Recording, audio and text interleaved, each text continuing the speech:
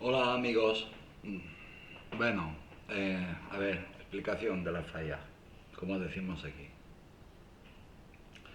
Lo que me sucede es que tengo una gran infección cutánea. Desde hace una semana larga, quizás más, yo no me acuerdo. Ya sabéis mi memoria cómo es, pero semana larguita, seguro.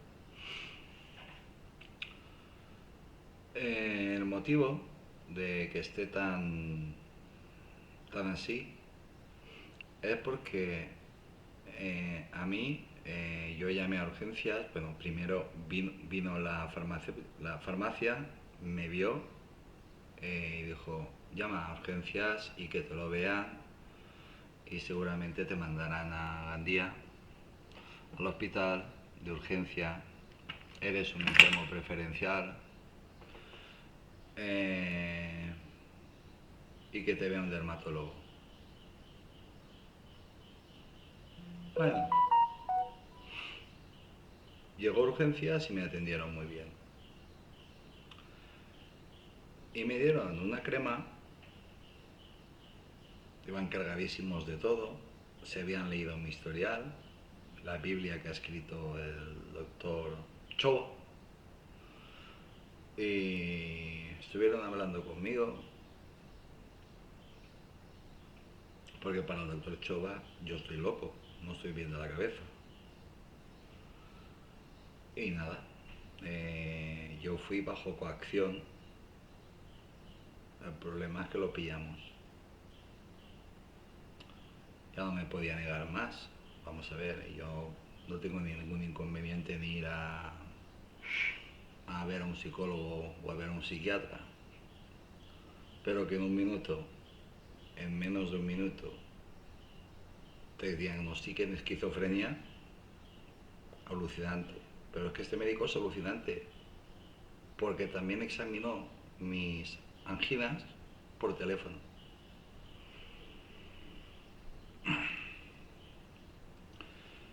Esa medicación tiene unos efectos secundarios brutales. Te atonta, ya habéis visto cómo estoy, eh, pero te atonta un montón, que es lo que él quiere que vean las personas, y es la tercera vez que lo intenta. Convertirme en un vegetal, vamos. Pero no solo eso, es que uno de los efectos secundarios que te produce tanto la pastilla como la crema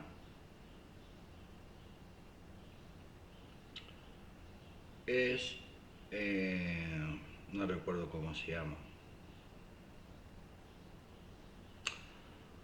Bueno, es una historia que te debilita, tus defensas bajan un montón, así que te puedes enfermar de cualquier tontería.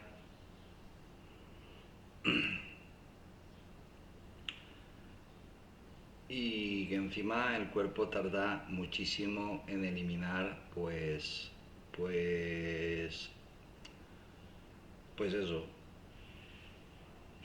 que no me acuerdo cómo se llama. Bueno, y lo que me sucede es eso, que cuando me aplico la crema, me tomo una pastilla, junto con todo lo demás que me tomo, pues ya tienes a Tommy totalmente convertido en un vegetal.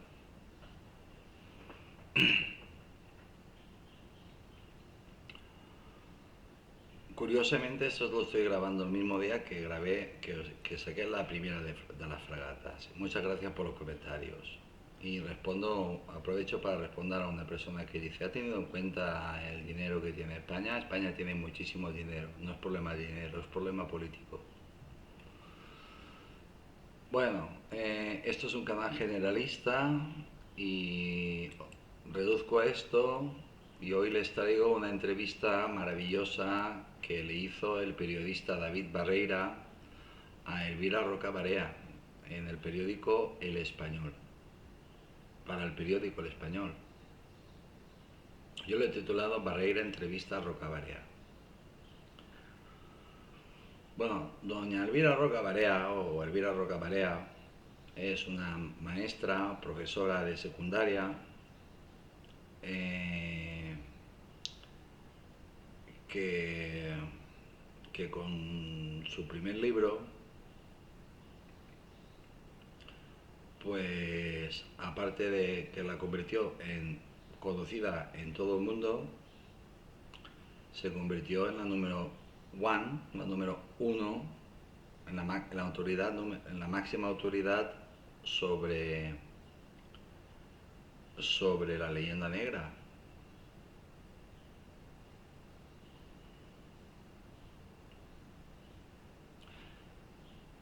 Si está Elvira Roca Barea, esté quien esté, en la conferencia, en la tertulia, en lo que sea sobre leyenda negra, doña Elvira Roca Barea es la jefa. Bueno, hay varias entrevistas muy buenas, una con Pérez Reverte, que también no tiene desperdicio, pero esta está muy bien. Así que os la voy a leer de cabo a rabo.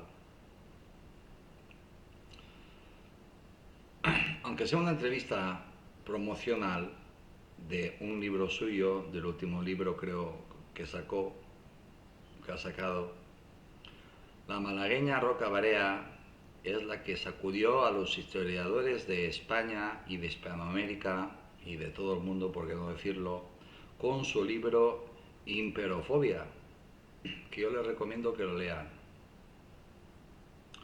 Pero que se vayan a una... Esta señora ya tiene demasiado dinero.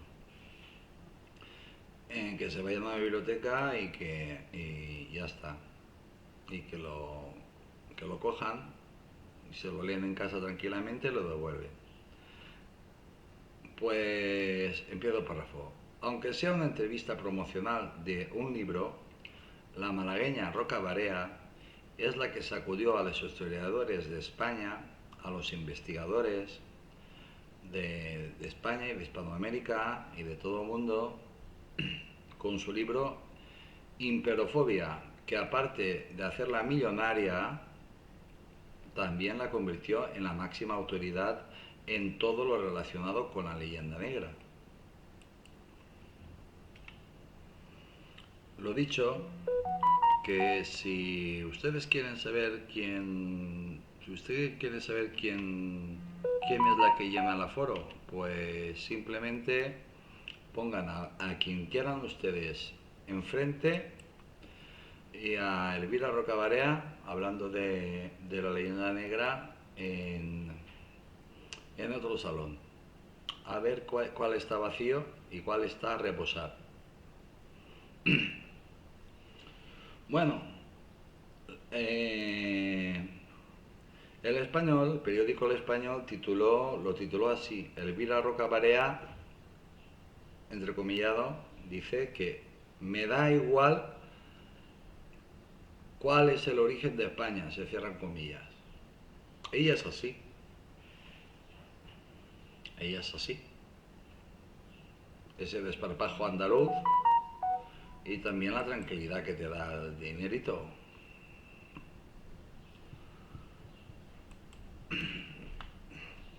Yo que a esta maestra, profesora de secundaria, pues que la descubrí muy rápidamente, pues la sigo de vez en cuando. Lo que pasa es que ahora me da un poquitín así de no sé qué el verla, porque se lo tiene muy querido.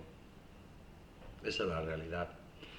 Y aparte, pues esta señora, pues cada libro está obligada, cambió de editorial, obviamente, Está en otra. Tampoco voy a hacer publicidad de la editorial. Ya tiene demasiado dinero también esa editorial. Eh, y esta señora pues a veces dice cosas muy interesantes cuando se pone a hablar del tema. Pero de vez en cuando pues dice, pues bueno, los hombres pasamos la crisis de los 40, pero las mujeres, ¿qué crisis pasan? Porque a veces habla como si tuviera 16 años, se cree que es una jovencita de 16 años y no tiene 16 años, no, tiene 16, 16, 16, 16, 16, 16, 16, 16. Vamos, que eres una vieja como yo. La profesora y autora de Imperofobia publica una novela histórica centrada en Alonso de Salazar, el inquisidor del caso de las brujas de Zarramurdi. Quien no le guste leer, pues hay una película sobre esto. A mí la película no me gustó nada, pero en fin. Fue durante unas vacaciones familiares y en una caravana por Navarra cuando Elvira Roca Barea, el Borge Málaga, 1966, descubrió a Alonso de Salazar, el sacerdote e inquisidor español que abordó el célebre caso de las brujas de Zagarramurdi, con una herramienta inédita para el contexto de estado de histeria colectiva y vorágine superchera de la edad moderna, el raciocinio. Su intervención produjo produjo y terremoto un cambio de criterio pionero en la legislación sobre la brujería en España. La autora del exitoso y controvertido Imperofobia la ve perseguir toda la vida este libro, y La leyenda negra de la editorial Siruela en el 2016 vuelve ahora a la figura de Salazar con su primera incursión en el género de la novela histórica.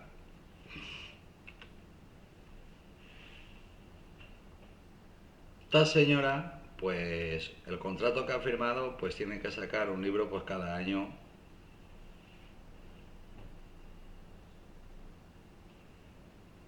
Tiene que sacar un libro cada año, así que esta señora pues ahora se dedica a escribir y tiene personas obviamente que le ayudan a escribir. Investigación, esto, aquello. Las brujas y el inquisidor, espasa ficción reconocida con el premio Primavera 2023, también ganó con Fracasología el galardón de ensayo de la Casa en 2019. Es que cuando vendes tu alma al diablo, pues tienes que... Sí, sí, te convertirás en millonaria, que ya lo eres, te sobra el dinero, pues te sale el dinero por las orejas, por todas partes, pero vas a tener que escribir un libro, pues, o dos cada año. Y aparte te se exige que sea bueno. Al otro lado del teléfono, la combativa profesora desgrana las claves del libro, los debates históricos actuales y algunos debates identitarios. Por lo visto, la entrevista fue telefónica. Por eso no he encontrado ninguna foto de los dos. Pregunta: ¿por qué restituir el nombre y la labor del denostado inquisidor Alfonso de Salazar y Frías a través de la ficción? ¿Por qué no dedicarle un ensayo de los suyos? Respuesta: Salazar ya había sido muy bien estudiado por Gustav Hemmingsen y tiene dos trabajos formidables que suponen prácticamente toda la documentación que hay sobre él, incluida la que él mismo dejó escrita. Este parrafito, esta respuesta, es el trabajo que hacen las personas que trabajan para ella de documentación. Porque claro, para producir novelas, pues necesitas documentarte. Y después te salen estas respuestas tan maravillosas que pareces un genio. Eso no quiere decir que esta señora no sea una persona muy inteligente y muy capaz. Lo demostró con su primer libro, que ahí sí que lo escribió solita, cuando era una simple maestra, profesora de secundaria. Para decirle algo nuevo, a lo mejor un mínimo detalle que cabe en una página, había que dedicarle muchísimo trabajo. Pues no le han hecho trabajo de investigación, porque ya que te pones ahí y eres tan exquisita, es que estoy siendo crítico. Pero el libro no tiene ningún pero, la novela no tiene ningún pero. Pero ya que te pones tan exquisita y tienes tanto dinero, pues que te lo documenten todo. Si no cabe ningún folio, pues rellena ese folio, ponlo tú. Pregunta, pero siendo Hemingsen un autor quizás más desconocido para el gran público, ¿por qué no una obra divulgativa sobre el inquisidor?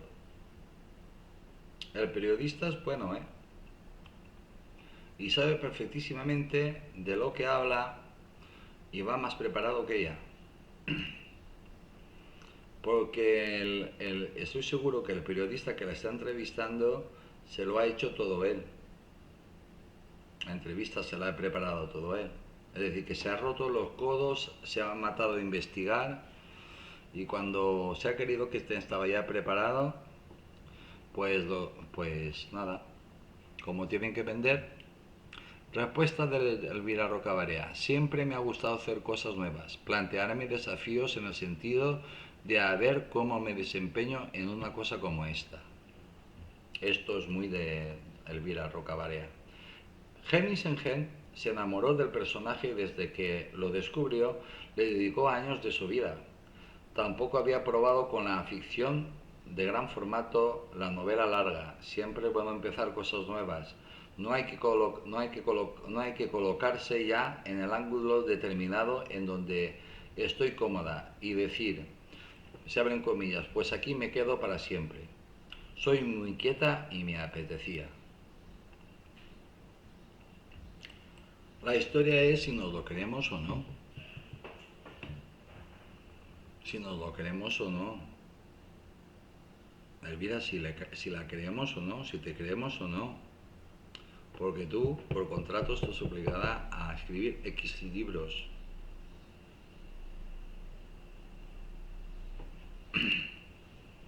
X libros. Y así pues seré más intelectual, porque al fulano este, al Hemingsen este, yo no lo había escuchado nunca. Porque yo no soy tan inquieto y tampoco me apetecía mucho saber quién era este hombre. Pregunta, hace unos días dijo que la novela histórica en líneas generales es una desgracia, puntos suspensivos. Respuesta, la novela histórica en líneas generales es una desgracia, pero en líneas generales hay obras maestras que son novelas históricas. En la vida los matices son todo. Estoy de los titulares hasta el occipucio. Y claro está, hay una cantidad gigantesca de bazofia, hay una cantidad gigantesca de bazofia se ha convertido en el mundo de la fantasía. Una respuesta muy típica de una salida muy típica de Elvira Rocabarea. La novela histórica tiene un peligro adicional que en el hecho de que si está bien hecha la gente tiende a pensar por regla general que eso reconstruye una época, a lo que literariamente no se le puede poner un pero. Sí se le puede poner en medida en la que genera una conciencia histórica, si no es falsea mucho la realidad. Se abren corchetes. Pasa, por ejemplo, con las memorias de Adriano de Marguerite Yourcenar, que convierte a Adriano en una suerte de emperador filósofo, un hombre admirable. Es un personaje con muchísimas sombras, las cuales no están ahí. Creó un Adriano que se ha comido al Adriano histórico que podemos conocer.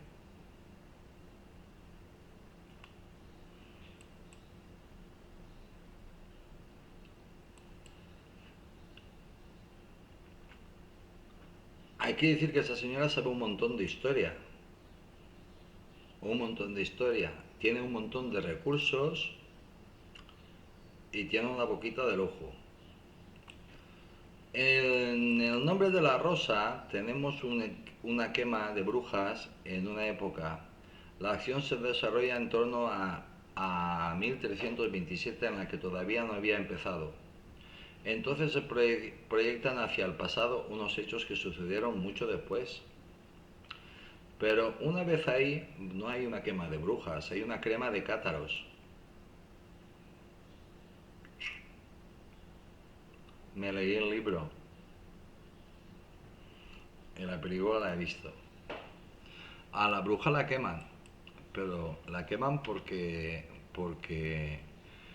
que no es bruja, es una pobre chica de la aldea que vive de esos grandes conventos y que para conseguir comida, pues hay dos monjes que son cátaros que se la benefician. Porque muchas personas en aquella época se metían en los conventos y se aseguraban el sustento. Pero una vez ahí, planteado automáticamente lo de quemar brujas conduce a la Edad Media. Es falso, es un fenómeno de la modernidad. Literariamente serán unas obras formidables como el de Carlos de Schiller, que crea el arquetipo del horrible, malvado y asesino inquisidor que viajaba por el tiempo y devoraba la realidad. La señora de tonta no tiene nada. Al contrario, es muy lista. Pero a veces se pasa.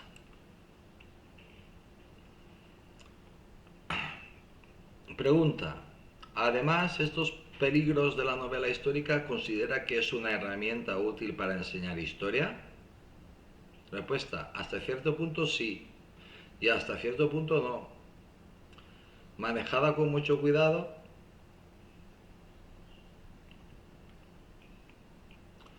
España vive en la autarquía desde hace muchísimo tiempo antes de Franco. Y tiene muchos recursos para salirse de. En este debate, pregunta, en este debate en el que se enfrentan los autores de novela histórica, ¿dónde ha puesto usted el límite entre ficción y hechos? ¿Dónde ha puesto usted el límite entre ficción y hechos contrastados? Respuesta.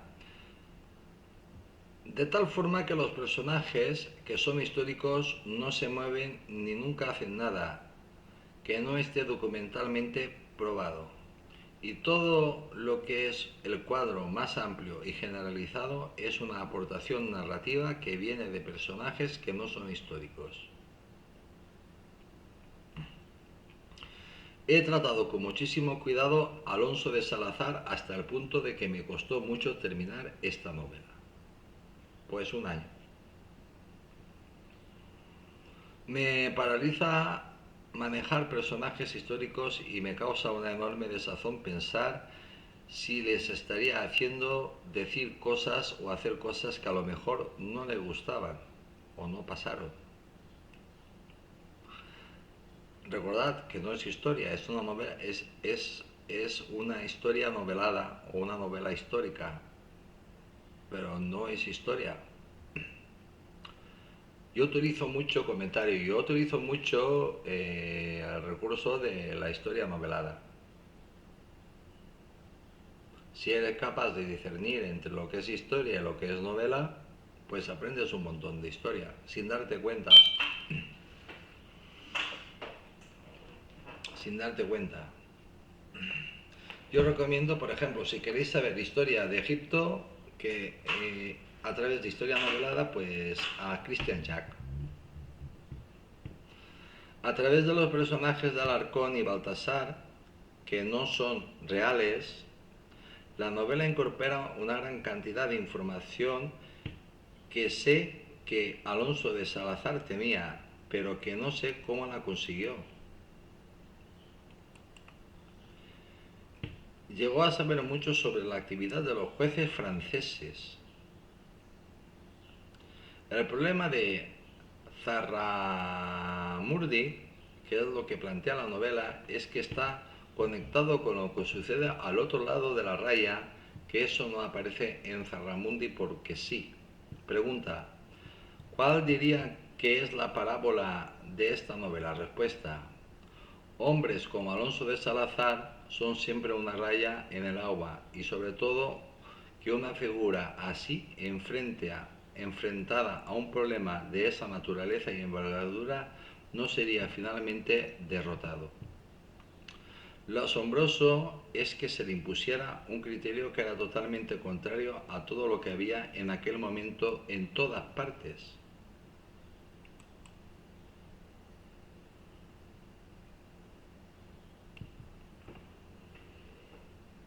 En todas partes y en todo el mundo conocido.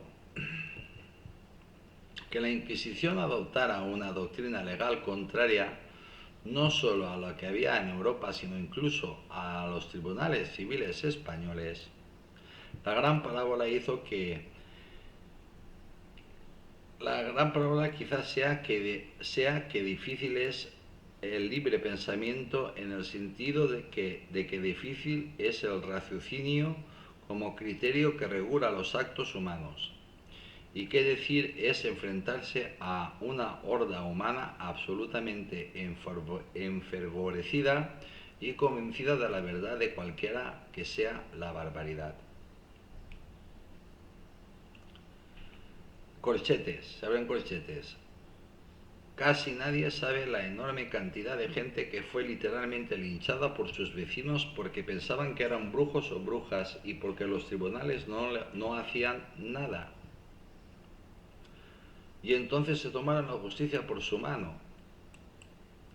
Esta señora no se está ciñendo solo a España, se está ciñendo a la Europa medieval. Y a la Inquisición sobre todo. Intervenir en situación horrorosa de la historia colectiva sin perder la serenidad y no salir derrotado me parece una cosa realmente asombrosa. Pues yo pienso que no, particularmente mi opinión es que no es para asombrarse tanto. La masa no sabía ni leer ni escribir. El pueblo no sabía ni leer ni escribir. Y las personas que se encargaban de la Inquisición sabían mucho de religión, mucho de teología y sabían mucho de leer y de escribir.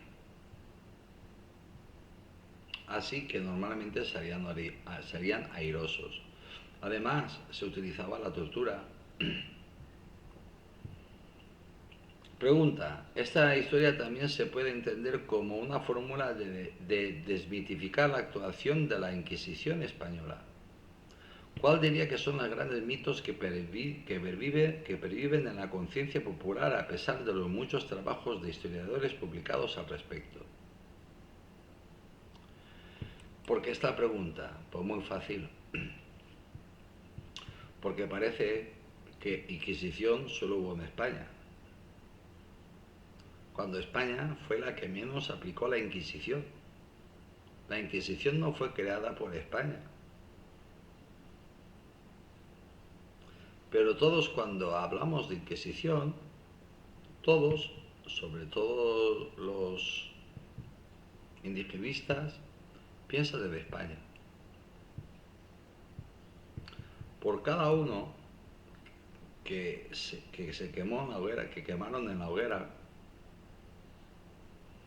aquí en España por la Inquisición,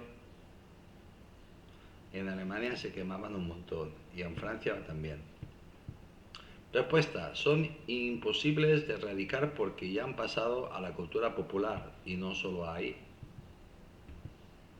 Yo he tenido un libro de cuarto de la ESO que arrancaba un tema diciendo que en España no había habido ilustración por culpa de la Inquisición.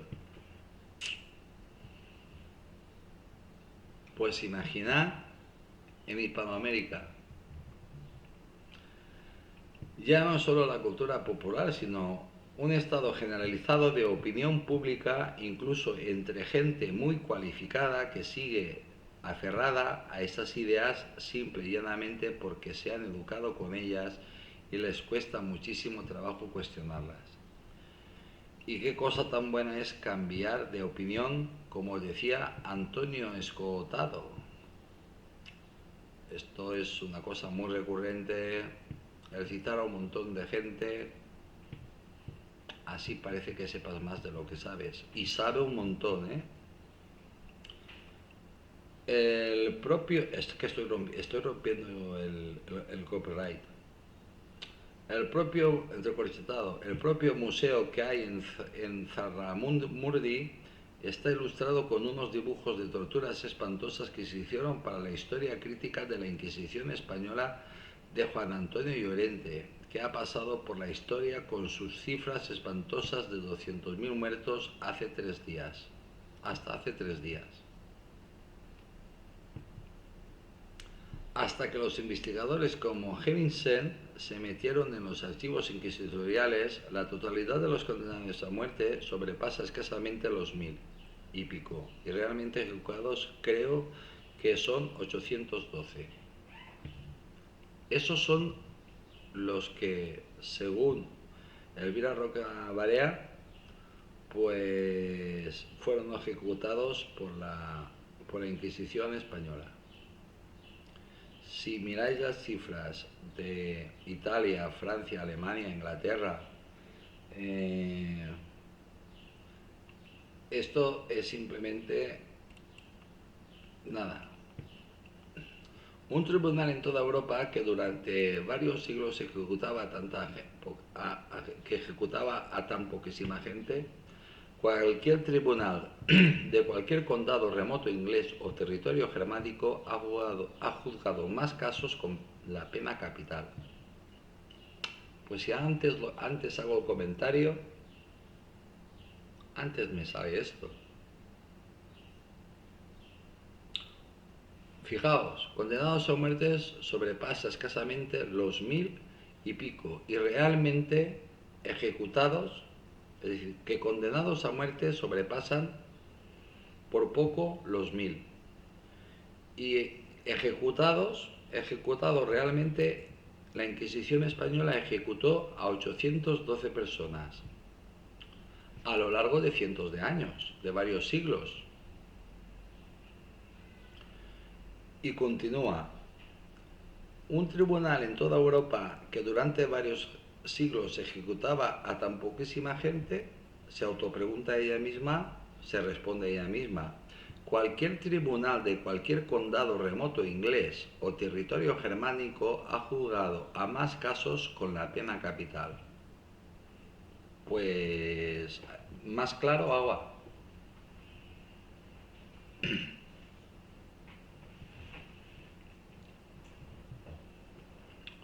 Sin embargo, ha pasado a ser el enorme monstruo con varios museos en España de la Inquisición llenos de instrumentos de tortura que son falsos. Esto es verdad.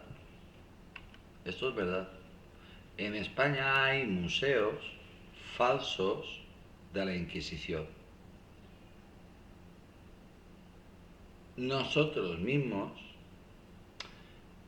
y esto es para hacernos mirar, nos estamos echando tierra a nuestro propio tejado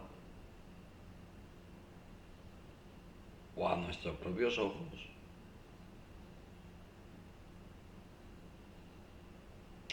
Lo que yo no entiendo es cómo las autoridades lo permiten. Pero es que para más INRI te ayudan económicamente a los pueblos o a las ciudades a construir eso, museos falsos, con historias falsas, con aparatos de tortura totalmente falsos y que la gente va a verlos. Es una manera de recaudar, pero alguien tendría que poner orden ahí. En la educación, en la falsedad histórica, se sigue dando y contra eso es muy difícil abrir camino. No, no es yo creo que no es, que no es que no es que no es difícil abrir camino. Simplemente hay que poner sentido común. Si eso no pasó, no puedes montarte e inventarte tú ahí una historia para que en tu pueblo o en tu ciudad tener un museo falso que encima te falsifica la historia.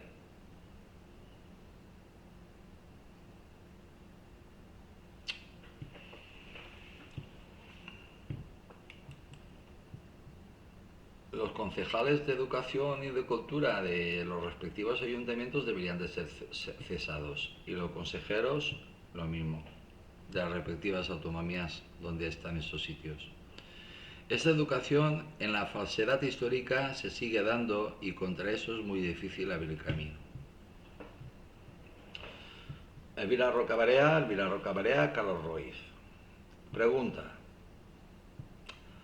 Los inquisidores, por regla general, fueron más escépticos frente a las acusaciones de brujería que los jueces de muchos estados protestantes y de otros católicos. Respuesta. Está demostrado históricamente que la persecución de la brujería fue más virulenta allí donde hubo guerras de religión. Cuantas más largas y enconados eran estos conflictos, más virulentos fueron las persecuciones.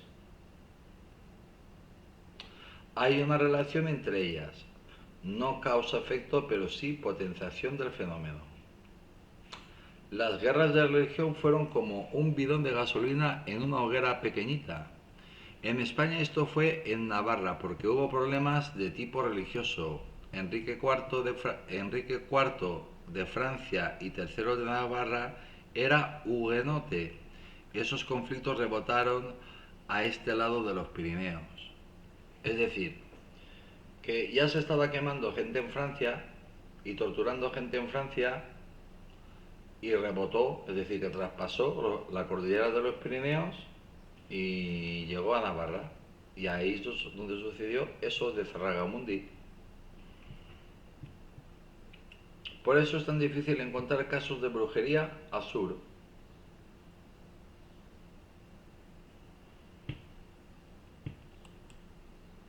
Es que nosotros éramos muy civilizados, siempre hemos sido muy civilizados. Esos que van de por ahí de tan maravillosos, los alemanes, los franceses, los ingleses, los bestias eran ellos. La doctrina de la Iglesia a lo largo del tiempo y hasta la segunda mitad del siglo XV fue la del canon episcopi, que era la del escepticismo, en el sentido de que se condena la brujería, pero porque se considera una superstición.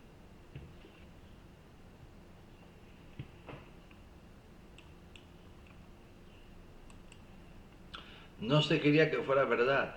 El gran cambio mental se produjo cuando se le dio credibilidad. A las brujas no se les persiguió porque sí, sino porque se creía en la brujería. Es la cuestión fundamental y a donde va Alonso de Salazar. Pregunta, ¿por qué se produjo? Respuesta, a mi modo de ver, el problema de la caza de brujas en la modernidad es el resultado de una suma de factores. El primero es que siempre ha habido esta creencia, es una superstición universal. 2. En las décadas que proceden y siguen a la caída de Constantinopla, empiezan a llegar a Oriente una gran cantidad de textos griegos que traen con ellos cosas tan importantes como Platón. Hasta ese momento solo se conocían dos diálogos y malamente con textos muy corruptos. Estamos en el momento de la eclosión del platonismo que hay en el humanismo. Pero en la misma oleada llega a la Academia Platónica de Cosme de Medici los textos atribuidos a Hermes Trismegisto. Se traducen al latín en torno a 1470 y automáticamente están disponibles para toda Europa. Entrecorchetado. Ahí se produce una oleada de entusiasmo esotérico sin precedentes y aureolado de prestigio. La magia, el ocultismo y todo eso se carga de prestigio. Además, en todo el continente estallan las guerras de religión. Martín Lutero, etc. Aquí no teníamos guerras de religión, aquí todos éramos cristianos. Y por si faltaba algo, la imprenta empieza a reproducir esos dibujos sobre brujería de los Bruegel o Durero. De hecho, todas las imágenes con la brujería se producen en este momento, con la imprenta.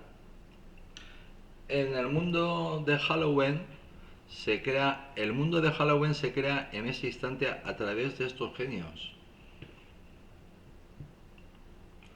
Esto fascinó a toda Europa occidental y ya no hubo capacidad racional más allá de la que tuvieron unos cuantos como Alonso de Salazar para oponerse a esta epidemia onírica, como la llama Hanningensen. Si al final me aprenderé el nombre. Todas las comunidades autónomas coinciden en el relato de agravios por España, incluida Castilla.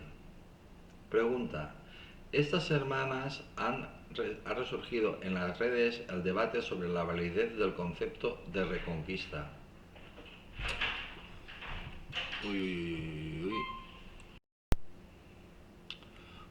Buenas, pues vosotros no lo sabéis, pero he tenido una visita y después de una hora y pico, pues no sé dónde me he quedado. Así que voy a empezar por la pregunta que se ha quedado, que me imagino que lo he preparado ahí. Pues continúo leyendo. Esto ya se está terminando, ¿eh? Pregunta: estas semanas ha surgido en las redes el debate sobre la validez del concepto de la reconquista. ¿Con qué argumentos defendería su uso? Muchos historiadores y medievalistas están en contra. Respuesta: yo no defiendo a nadie, yo no defiendo ni que tiene validez ni que no la tiene. No sé si la política se refiere al hecho de la palabra reconquista, que es cierto que no se utiliza hasta el siglo XIX. Lo que decía hasta Casanovas era restauración, pero cuando pasa a denominar la restauración monárquica se produce una colisión y se empieza a utilizar el término reconquista.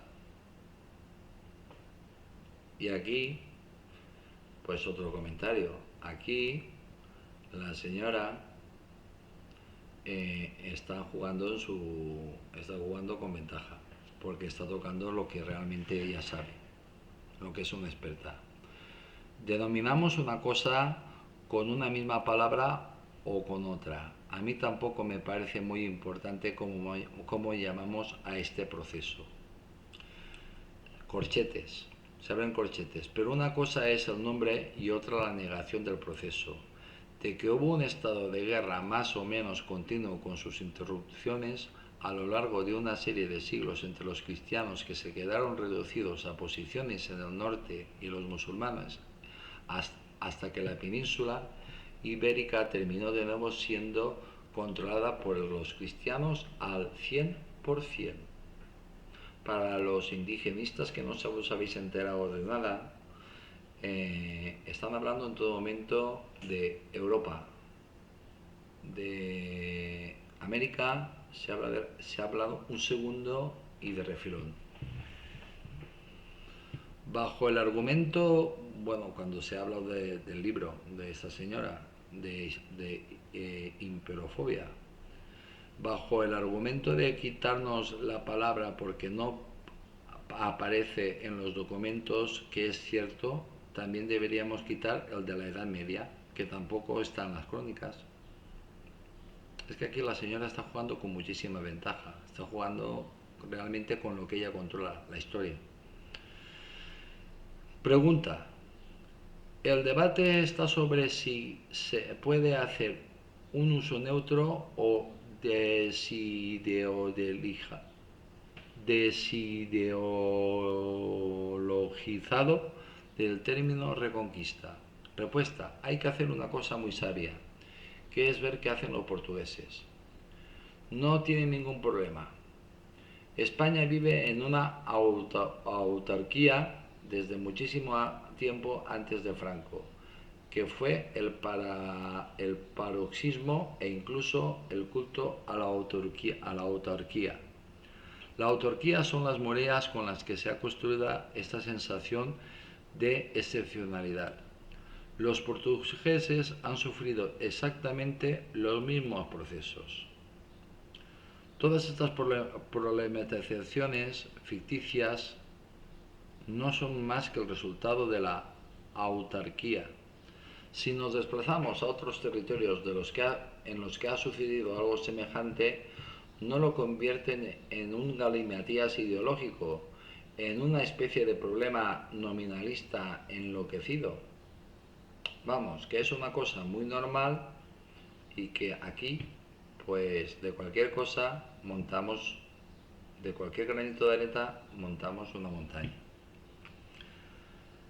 Pregunta: quizá el problema casa con el origen de Europa, de España, y si se puede situar en la Reconquista o no.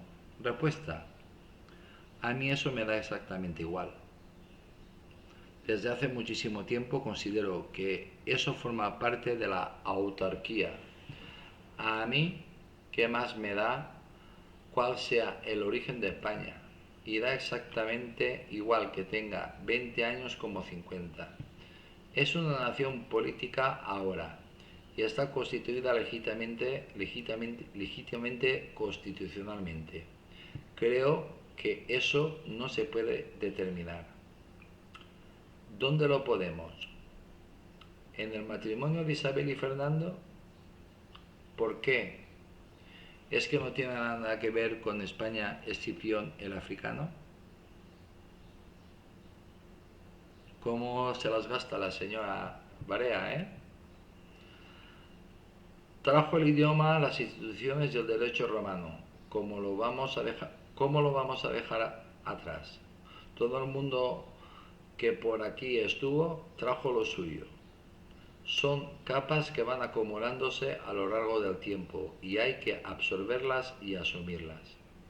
Está hablando de la inmensísima y larguísima historia que tiene España, de las veces que España ha sido conquistada por diferentes pueblos.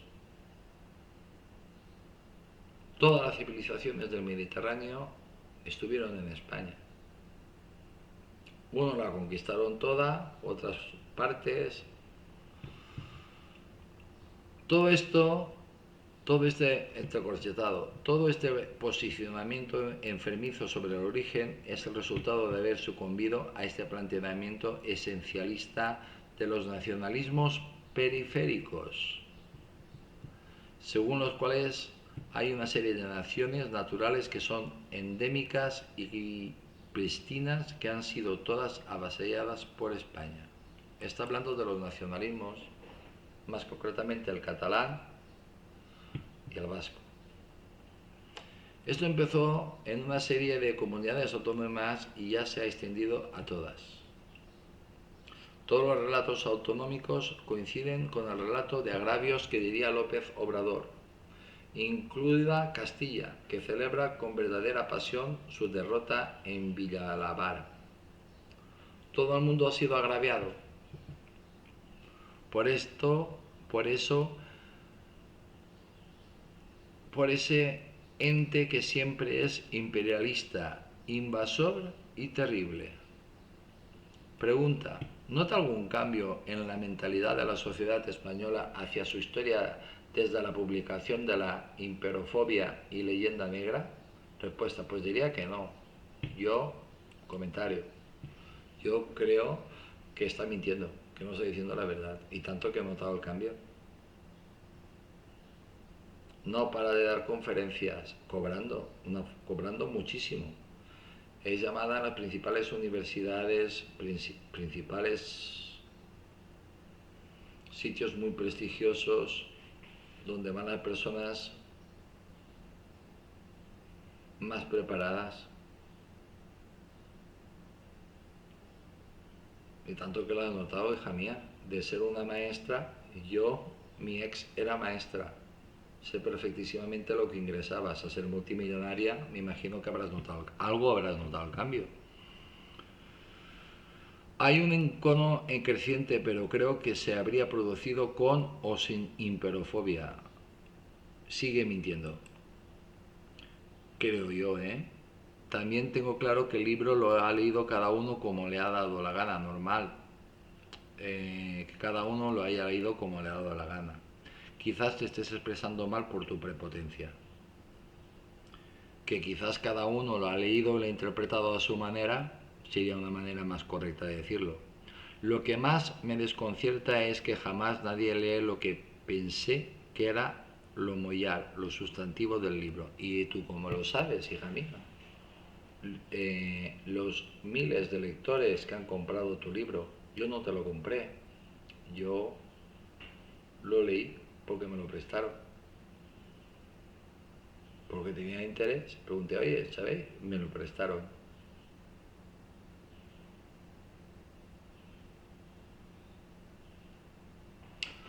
Lo que más me desconcierta es que jamás nadie lee lo que pensé que era lo mollar, lo sustantivo del libro. La teoría de qué son los imperios. Todo el mundo ha hecho una lectura autárquica en clave historia de España. Ah, que no es historia de España lo que escribiste ahí. Entonces, ¿de qué historia es? Y hasta aquí. La entrevista, como veis, no tiene desperdicio. Y la cantidad de comentarios que he hecho, algunos muy sarcásticos y muy irónicos, pues han sido para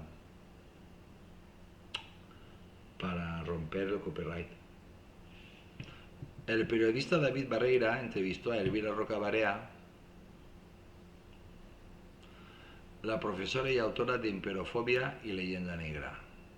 En esta ocasión, Roca Barea presentó su primera incursión en el género de la novela histórica con Las brujas y el inquisidor, centrada en Alfonso de Salazar, el inquisidor del caso de las brujas de Zarramundi.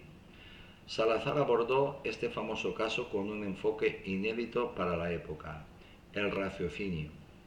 Y señores, su intervención provocó un cambio pionero en la legislación sobre la brujería en España. La novela galardonada con el Premio Primavera 2023 explora la figura de Salazar y los debates históricos actuales. ¿Qué opinas sobre la leyenda negra? ¿Cuál es tu parte favorita de la entrevista? Pues nada, pues como veis tenemos periodistas muy buenos y personalidades tremendamente buenas. El problema que tenemos es que inmediatamente se encumbran, se ponen ahí arriba y flotan por encima del resto del mundo mundanal. Y es una pena porque tenemos a personas tremendamente inteligentes, tremendamente sabias, que saben un montón, como por ejemplo Pérez Reverte. Pero Pérez Reverte, como no se calla ni una, pues tiene a toda la fauna de la izquierda en contra de él. Pero que sepan ustedes que hasta que esta señora sacó Imperofobia, el escritor en lengua castellana que más se lee, que más libros vende en lengua castellana es Pérez Reverte, pero con diferencia, incluso más que esta señora.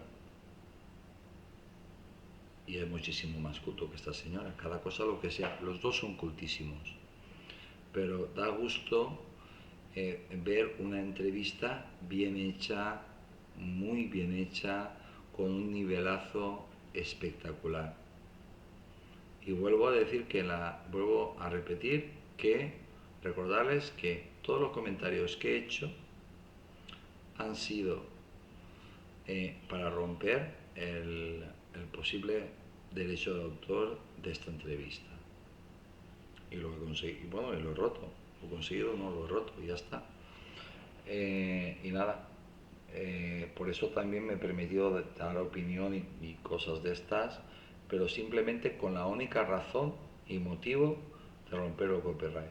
Así todo, le agradezco tanto a uno como a el otro esta maravillosa entrevista entre David Barreira y Elvira Roca Barea, que se publicó en el periódico El Español en el 2023.